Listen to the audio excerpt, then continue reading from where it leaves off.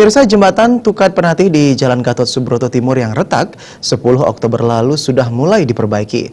Ketua Komisi 3 DPRD Bali Nengah Tamo berharap pemerintah pusat segera melakukan perbaikan, sedangkan pemerintah daerah secara periodik mendata umur jembatan untuk mengantisipasi terulangnya kejadian serupa.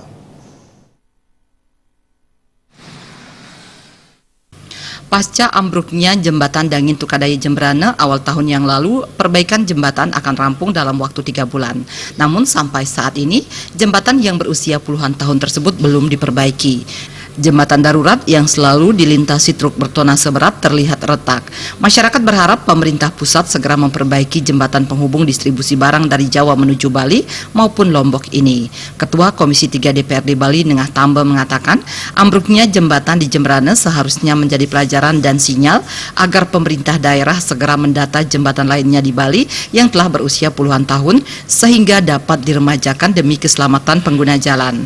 Namun kenyataannya pemerintah bergerak setelah kejadian. Kabar terakhir menyebutkan pinggiran jembatan Tukat Penatih Gatsu Timur jebol. Tamo berharap pemerintah segera mendata jembatan di Bali untuk mengetahui usia dan kekuatannya. Dengan demikian kerusakan yang dialami dan dampaknya terhadap lalu lintas dapat diprediksi.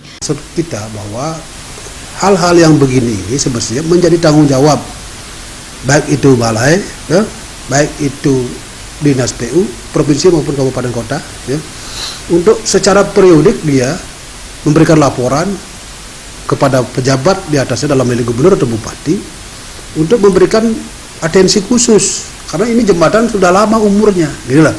Dia tahu itu catatannya, gitu. Nanti saja. Dia tahu catatannya bahwa ini umur jembatan sudah hampir 40 tahun, 50 tahun, ya wajar. Harus secara periodik ada laporan, oh ini sudah begini, ini sudah begini, sudah begini. Tapi yang terjadi kepada kita selalu terjadi seperti itu, bahwa kalau sudah terjadi masalah baru kita kerjakan. Terkait jembatan yang sudah jebol, Tamo berharap segera diperbaiki pemerintah untuk mengantisipasi kerusakan yang lebih parah lagi. Jaya dan Supiatna, Bali TV.